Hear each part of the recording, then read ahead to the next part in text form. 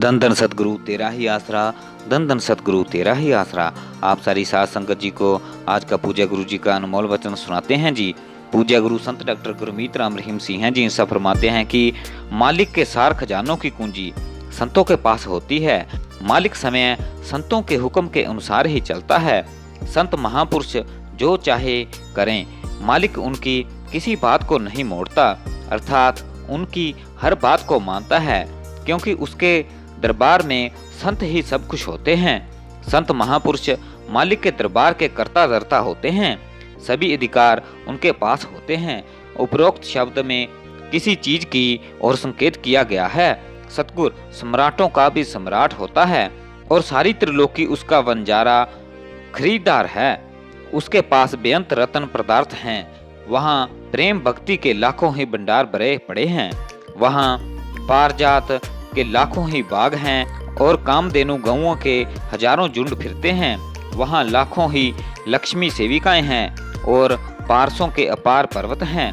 उसके दरबार में लाखों इंद्र माशकी बनकर अमृत छिड़कते हैं।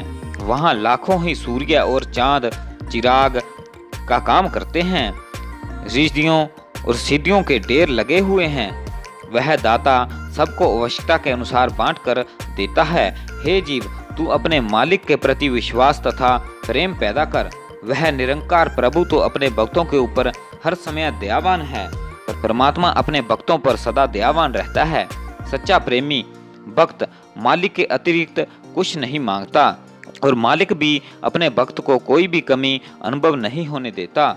जिस जीव को पूरे दातार का मिलाप हो जाए और उसके लिए और क्या मांगना बाकी रह गया। जिस जीव के ऊपर सतगुरु समय दयावान हो जाए, जिसको वह अपना बना ले, उसको किसी बात की कमी नहीं रहती। जो जीव उसके दर पर जाकर कुछ मांगता है, वह खाली नहीं मुड़ता। इसलिए पूरे सतगुरु को अपना प्यारा मित्र बनाना चाहिए। हमारी सभी प्रार्थनाएं स्वीकार क्यों नहीं होती? मालिक सर्वव्यापक और घट की जानने वाला है। वह सबकी प्रार्थना को सुनता है। वह सबकी आवश्यकताओं को समझता हुआ भी सभी को पूरा नहीं करता। इसका कारण यह है कि कोई भी माता अपने बच्चे को कभी विष नहीं देती। कुछ ऐसी चीजों के बारे में मालिक स्वीकृति तो निस्संदेह देता है, परंतु प्राप्त नहीं होती। जिस तरह छोटा नादान बच्चा विष खाने के लिए माँ के आगे जिद करता है, माँ उसको टालने या उसकी जिद को पूरा करने के लिए हामी भर लाती है, परंतु लाकर नहीं देती। यदि वह खाने के लिए हाथ बढ़ाता है तो छीन कर दूर फेंक देती है। इसी तरह सतगुर मालिक भी अपने जीवों को कभी विष नहीं देता। वह जीवों का केवल दिल रखने के लिए ही हाँ कह देता है।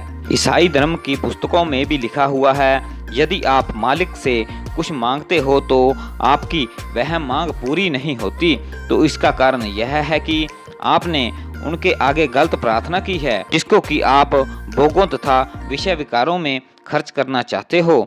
एक बाप अपने बच्चे के लिए उसके कहे बिना ही कुछ आवश्यक वस्तुएं, आहार, वस्त्र और पढ़ाई आदि के खर्च का प्रबंध कर देता है। यदि मालिक ने केवल हमारे मांगने पर ही कुछ देना है तो हम ऐसी वस्तुओं के बिना ही रह जाते जो हमारे लिए अति आवश्यक होती हैं। धन धन सतगुरु तेरा ही आसरा, धन धन सतगुरु तेरा ही आसरा।